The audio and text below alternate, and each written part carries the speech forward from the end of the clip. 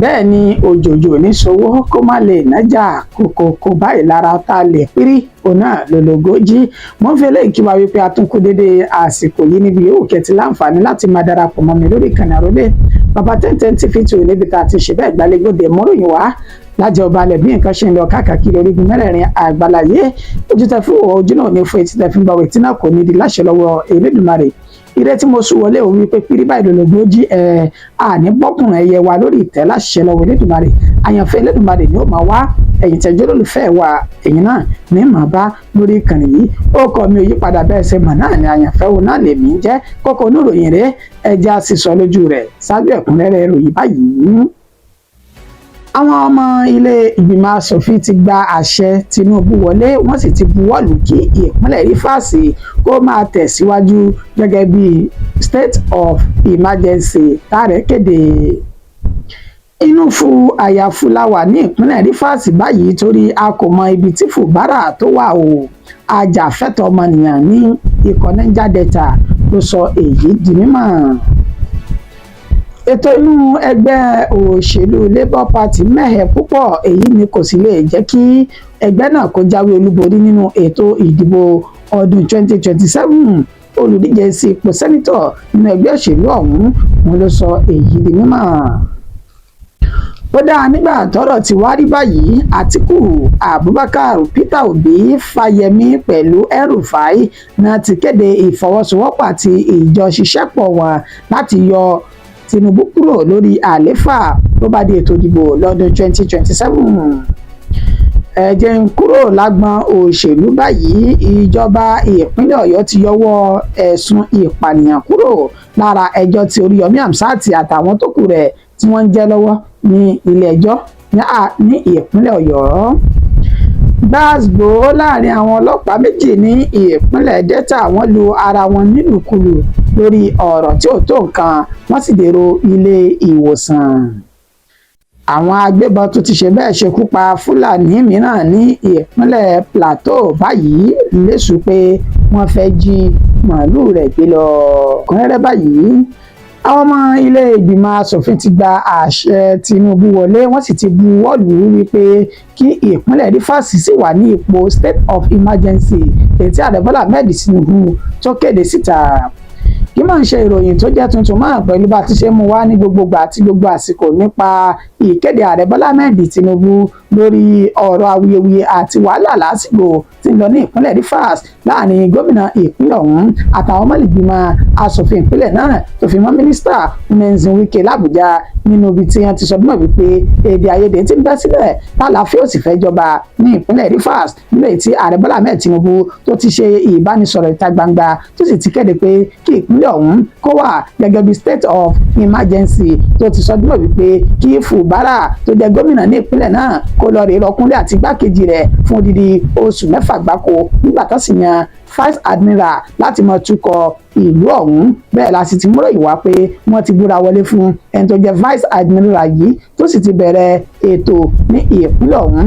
níṣe ni ẹ̀rọ àwọn ọmọ orílẹ̀-èdè Nàìjíríà kò tí ì jọkàn látàrí pé àwọn ọmọ ilé ìgbìmọ̀ asòfin wọn ò tí ì jókòó kí wọ́n yẹ àṣẹ náà wò finifini dáadáa bóyá ó bófin orílẹ̀-èdè Nàìjíríà tí ìwé òfin 1999 mu àbí kò bá mu.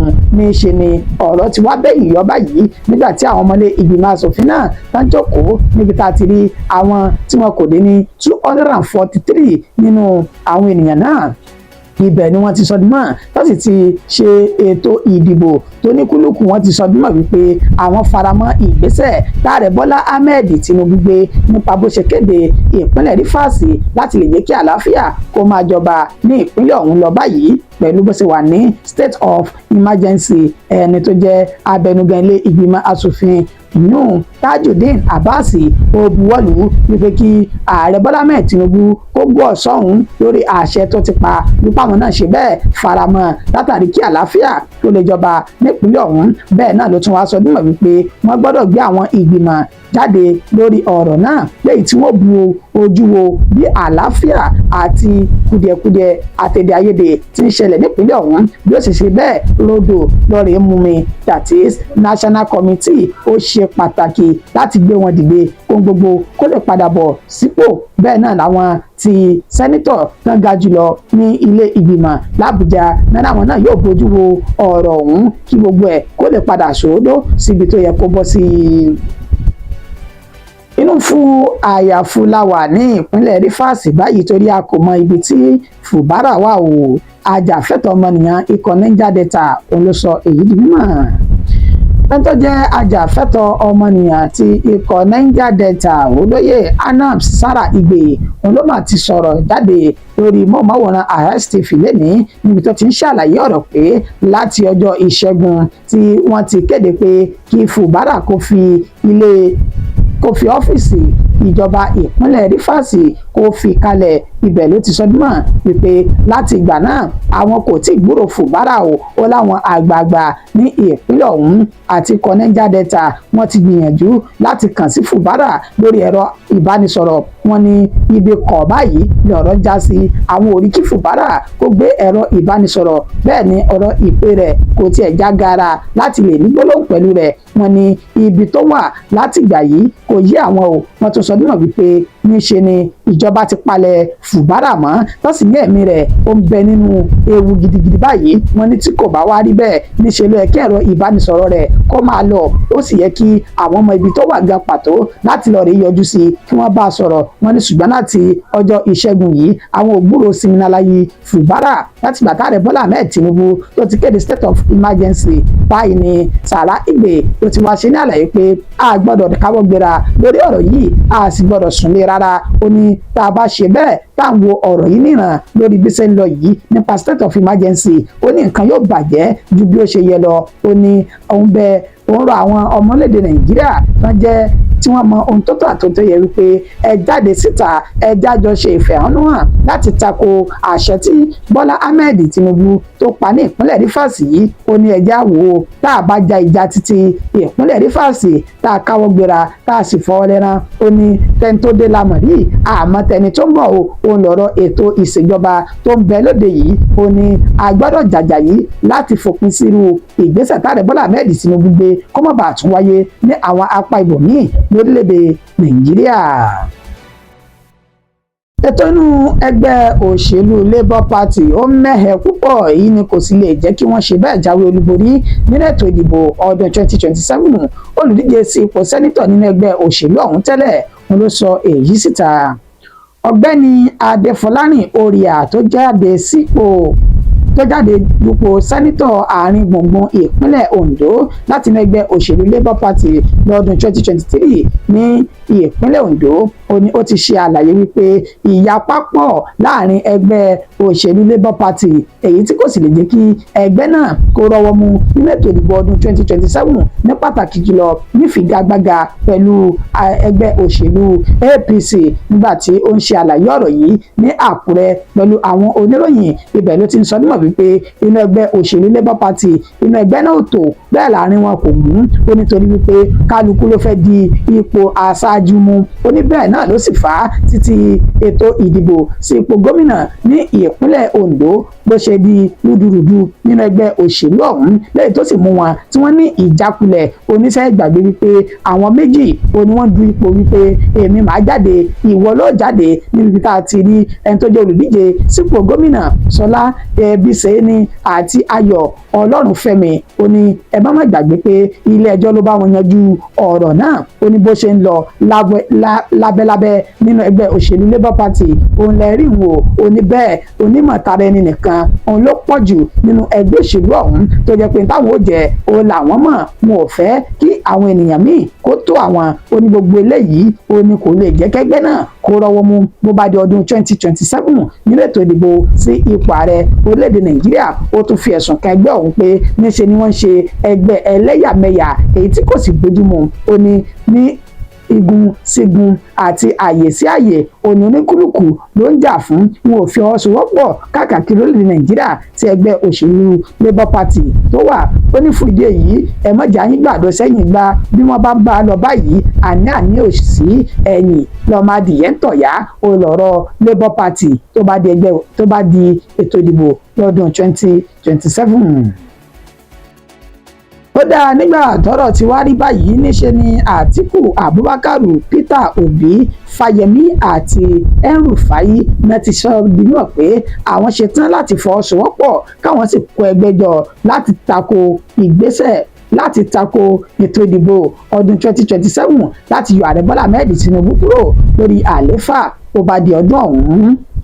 Níbi ìpàgọ́ kan tó wáyé nílùú Àbújá lónìí níbi táwọn olóṣèlú tán ti péjọ sí ibẹ̀ láti rí Alhaji Àtíkù Abubakar ẹni tó jẹ́ olùdíje sípò ààrẹ nínú ẹgbẹ́ òṣèlú PDP lọ́dún 2023, Peter Obi tó jẹ́ olùdíje nínú ẹgbẹ́ òṣèlú Labour Party lọ́dún 2023 yìí bákan náà àtẹ tó jẹ́ gómìnà tẹ́lẹ̀ ní ìpínlẹ̀ Kaduna Nasiru El-Rufai ní gbogbo wọn ti péjú pésẹ̀ tó sì ti sọdún mọ́ wípé àwọn mọ̀ ti ṣetán báyìí láti ṣe ìfọwọ́sowọ́pọ̀ tako ààrẹ Bọ́lá Ahmed Tinubu tó bá di ètò ìdìbò lọ́dún 2027 ṣáájú kí Peter Obi ṣáájú kí Alhaji Àtíkù Abubakar kó tó sọ ọ̀rọ̀ yìí òun ló ti kọ́kọ́ mẹ́nuba ìgbésẹ̀ táàrẹ Bọ́lá Ahmed Tinubu gbé nípa ọ̀rọ̀ tó ń lọ ní ìpínlẹ̀ Rivers pẹ̀lú bó ṣe kéde rẹ̀ ní state of emergency. Ó ní eléyìí ò bójúmu tó àwọn ò sì faramọ́ pé kí gbogbo àwọn ọmọ orílẹ̀-èdè Nàìjíríà kán dìde tako irú ìgbésẹ̀ yìí torí pé ó ti ń ṣe ìpalára fúnjọba àwarawa lórílẹ̀-èdè Nàìjíríà. Ó ní òun fojú hàn pé ààrẹ Bọ́lá Ahmed Tinubu ó ṣe bẹ́ẹ̀ ṣègbèfẹ́gbẹ́ kan ju òmíràn lọ. Ó ní bẹ́ẹ̀ ni ó sì ń ṣe àtìlẹ́yìn fún Nyesom Wike ju Fubara lọ pẹ̀lú ìgbésẹ̀ tó gbé yìí. Ó ní tá a bá fẹ́ yanjú àwọ̀ ìsọ̀nà táàrẹ Bọ́lá Ahmed Tinubu tó gbé ọ̀rọ̀ ọ̀hún gbà mo ló yẹ kí wọ́n gbé gbà. Ó sì tún rọ àwọn ọmọlé ìgbìmọ̀ asòfin kékeré l'Àbújá pé kán rọ ọ̀rọ̀ náà dáadáa ká má gba àbọ̀dè ṣùgbọ́n nígbẹ̀yìn ohun gbogbo ló ti padà jáde pẹ̀lú bá ṣe múròyìn náà wá pé àwọn ọmọlé ìgbìmọ̀ asòfin wọ́n ti tún ọ̀rọ̀ náà kọ wọ́n sì ti tún ètò náà tò níbi táwọn náà ti ṣàtìlẹ́yìn fún ìkéde ààrẹ Bọ́lá Ahmed Tinubu. Wáyé o Alhaji Àtíkù Abubakar, Peter Obi àti El-Rufai wọ́n láwọn ti ṣetán láti ṣe iṣẹ́ pọ̀ láti yọ ààrẹ Bọ́lá Ahmed Tinubu kúrò lórí àlééfà kátì gbàgà ọlá ti bẹ nídìí rẹ̀ tó bá di ọdún 2027. Bí kúrò lágbọn òṣèlú báyìí ó dá nípínlẹ̀ Ọ̀yọ́. Ìjọba ìpínlẹ̀ Ọ̀yọ́ ti yọwọ́ ẹ̀sùn ìpànìyàn kúrò lára ẹjọ́ tí Oríyọmí Hamzat àti àwọn tó kù rẹ̀ tí wọ́n ń jẹ lọ́wọ́ ní ilé ẹjọ́ o. Gẹ́gẹ́ bí ìròyìn náà bó ṣe ti jáde ní inú oṣù kejìlá ọdún 2024 pẹ̀lú ìṣẹ̀lẹ̀ láabi tó ṣẹlẹ̀ ní ilé ìwé gíga ti Islamic High School nìbàdàn ibi tí ọ̀gọ̀rọ̀ ẹ̀mí àwọn ọmọ kéékèèké tí wọn kò dín ní márùndínlógójì náà ti ṣe bẹ́ẹ̀ jáde láyé lórí èyí tí ó mú Oríyọmí Hamzat ẹni tó ní iléeṣẹ́ rédíò Àgídìgbò tìlú Ìbàdàn àti olórí Sílẹ̀kùnọlá Naomi tó jẹ́ olórí tẹ́lẹ̀ láàfin Ọ̀ọ̀ni ti Ilé-Ifẹ̀ pẹ̀lú ẹni tó jẹ́ alákòóso ilé ìwé Islamic High School tó ń bẹ ní Báṣọ̀run ọ̀hún ní ìlú Ìbàdàn Abdullahi Fasasi táwọn mẹ́tẹ̀ẹ̀ta ti wọ ẹjọ́ ìjọba ìpínlẹ̀ Ọ̀yọ́ lórí ẹ̀sùn pé wọ́n fi ẹ̀sùn kàn wọ́n pé wọ́n ṣe ìpànìyàn àtàwọn ẹ̀sùn míì kó tó di wípé wọ́n gba béèlì wọn lẹ́yìn ọ̀pọ̀lọpọ̀ ọjọ́ tí wọ́n lò ní àhámọ́ nínú ọgbà ẹ̀wọ̀n nígbà tí wọ́n fi àyè béèlì wọn sílẹ̀ wípé kí wọ́n san mílíọ̀nù mẹ́wàá náírà kán sì gba pásítọ̀tù kalẹ̀ lọ́wọ́ wọn àtàwọn nǹkan míì. Wàyí o látìgbà náà nígbẹ́jọ́ wọn mọ̀ tó ti ń tẹ̀síwájú ṣùgbọ́n lẹ́ni tí ń ṣe ogúnjọ́ oṣù kẹta ọdún tá a wà yìí ó nínú Oríyọmí Hamzat àtàwọn tó kù rẹ̀ olódùn torí wípé kò sẹ́ni tá a fi ẹ̀sùn pànìyàn kan tí inú rẹ̀ ò ní bàjẹ́ ṣùgbọ́n lẹ́ni ní ṣe náà ti kéde wípé ìjọba ìpínlẹ̀ Ọ̀yọ́ ó ti ṣèwádìí ọ̀rọ̀ náà fíní dáadáa tó sì ti yọ ẹ̀sùn ìpànìyàn kúrò nínú ẹjọ́ tí Oríyọmí Hamzat àtàwọn tó kù tí wọ́n jẹ́ ní ilé ẹjọ́ gíga tìlú Ìbàdàn. Anthony General ní ìpínlẹ̀ Ọ̀yọ́ Abíọ́dún Àìkómà ó fi ìdí ìròyìn náà ó fi múlẹ̀ wípé wọ́n ti ṣe bẹ́ẹ̀ yọwọ́ kí là ń kó ẹ̀sùn ìpànìyàn kúrò nínú ẹjọ́ tí wọ́n ń jẹ. Fídíò náà bẹ́ńbì nígbà tí wọ́n jáde kúrò nílé ẹjọ́ tí wọ́n yọ̀ tán kún fáyọ̀ lórí ìgbésẹ̀ tí ìjọba ìpínlẹ̀ Ọ̀yọ́ náà tí wọ́n gbé lórí ọ̀rọ̀ ọ̀hún. Bẹ́ẹ̀ ni alága iléeṣẹ́ ìkànnì Àgídìgbò 8.7 ọ̀mọ̀wé Oríyọmí Òkìkíọlá Hamzat àti olórí Ṣílẹ̀kùnọlá Naomi Ògúnwùsì àti ẹni tó jẹ́ alákòóso fún ilé ẹ̀kọ́ girama Islamic ìgbésẹ̀rí lẹ́yìn tó fi yé wa wípé ọsàn ti so dídùn bá a ṣe fẹ́ kó rí Olódùmarè. All right, as we all can see, everyone is all smiles right now. And we can also see the chairman of Agidigbo FM, Dr. Oriyomi Hamzat, who is about to address the people and talk to us. But now we have to hear from the custodians of the law and hear from them what really transpired in the courtroom. The AG, that is the Attorney General, we're going to meet him now and hear from him. Yes, can you just really give us a summary of the history itself? Okay. There was an unfortunate incident in December that led to the death of some young Nigerians. And you see in law, whenever death occurs, the circumstances considered unnatural, the law will take its course. So the state responded by filing charges against persons, implicated in the investigation. And in the course of doing that, we actually wanted to prosecute, but the affected persons showed empathy. They showed compassion. And as far as human beings can do, they tried to assuage the feelings of the affected families. And in the circumstances, we felt, the essence of prosecution is not to kill people or to persecute them, that it is in the interest of justice to discontinue the charge. And that was what happened in court today. So we withdrew the charge and it was struck out by the court. So what's the implication of the withdrawal, sir? There is no charge against them again, so they are free. Ẹ káàbọ̀ padà. Gbàgbó láàrin àwọn ọlọ́pàá ìpínlẹ̀ Delta méjì kan wọ́n lu ara wọn játijàti wọ́n sì tún ṣe bẹ́ẹ̀ di èrò ilé ìwòsàn lórí èdè àìyedè kékeré tó bẹ́ sílẹ̀ láàrin àwọn méjèèjì. Àwọn ọlọ́pàá méjì tán ń ṣiṣẹ́ ní tọ́jú ẹ̀ṣọ́ aláàbò níbi wọ́n pín wọn sí èyún ní iléeṣẹ́ kan tó pè ní Venod Company ètò ń bẹ ní Samagidi ìpínlẹ̀ Delta ọ̀hún gẹ́gẹ́ bí wọ́n ṣe fi orúkọ àwọn ọlọ́pàá méjèèjì léde níbi tá a ti rí Inspector Insley Asanu àti Inspector William John láti iléeṣẹ́ ọlọ́pàá 18 Police Mobile Force níbi tá a ti ṣe ní àlàyé pé àwọn méjèèjì náà ní èdè àìyedè láàrin ara wọn tí wọ́n sì sọ di mímọ̀ pé ọ̀rọ̀ ọ̀hún ó ní kò tó nǹkan kan tẹ́lẹ̀ táwọn èèyàn sì bá wọn dá sí i lórí tí wọ́n gbàgbọ́ wípé ó yẹ kí wọ́n yanjú ọ̀rọ̀ náà nítùbínùbí ṣùgbọ́n sí ìyàlẹ́nu àwọn ènìyàn tọ́rọ̀ náà sójú wọn ní ká tó ṣẹ́jú ká tó fọ̀ níṣẹ́ náà ti bẹ̀rẹ̀ sí ní fọ́ ìfọ́kùfọ́ mọ́ ara wọn lórí láti lu ara wọn nílùkulù wọn ni ẹni tó jẹ́ John ó ṣe bẹ́ẹ̀ sán Àsánù mọ́lẹ̀ tó sì ṣe léṣe yamayama nígbà tí wọ́n gbìyànjú láti la àwọn méjèèjì wọ́n rí i pé Hasan ó mọ̀ ti farapa gidigidi mọ̀ ní wọ́n sì sáré gbé lọ sí ilé ìwòsàn nígbà tí wọ́n ti fi páńpẹ́ òfin mú John ní àtìmọ́lé báyìí níbi tá ti ní àwọn tí ń ṣe ìwádìí lórí tó lè fa wàhálà àti lásìgbò tó lè bẹ́ sílẹ̀ láàrin àwọn méjèèjì àmọ́ ṣé ká mọ̀ parọ́ nára wa jẹ níṣẹ́ náà lura wọn bíi kúkú bíi yíyẹ tó sì sí nàlàyé pé wọ́n ṣe ra wọn léṣe gidigidi lórí ọ̀rọ̀ tí wọn ò sọ túmọ̀ rẹ̀ tí wọn ò sì fìdí rẹ̀ léde ṣùgbọ́n tán ní èdè àìyedè kékeré òun ló bẹ́ sílẹ̀ tó sì di tó búrẹ́kẹ́ láàrin àwọn méjèèjì. Àwọn agbébọn náà tún ti ṣe bẹ́ẹ̀ ṣekú pa Fúlàní mìíràn ní ìpínlẹ̀ Plateau báyìí lásìkò tó gbìyànjú láti kó màálù sálọ ní ìpínlẹ̀ ọ̀hún.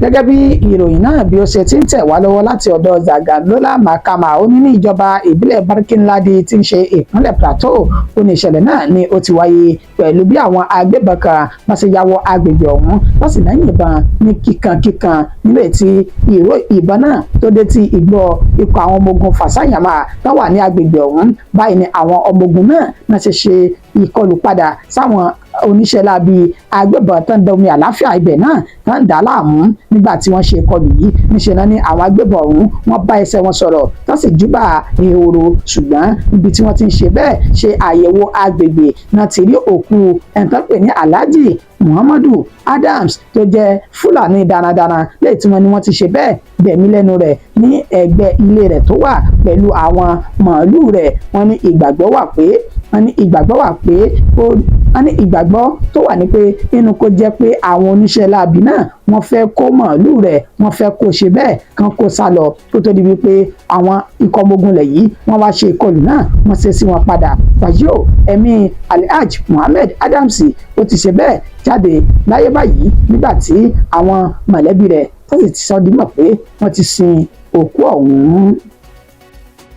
ìròyìn wa kò jù báyìí lọ fún ti àsìkò yìí. akínyàn ẹ ṣe ọlọ́kà iṣẹ́ yìí tẹ́ bá wa jẹ́ kú àgbínú títí di ìgbà tá a tún padà máa fún wa ní ìròyìn míì lórí ìkànnì aláyọ̀ tá a jọ wà yìí. àròlé bàbá 1010 TV2 Olódùmarè yóò máa pa ẹnìkọ̀ọ̀kan wa mọ́ kúrò lọ́wọ́ ewu gbogbo tó lè máa ṣẹlẹ̀ lórílẹ̀‐èdè Nàìjíríà àti lágbàláyé. ó dàbọ̀ ó kọ́ ní àyànfẹ́ òun náà ni. This morning I rise to second the motion as moved by my brother Honorable Philip Agbese. Thank you, Mr. Speaker.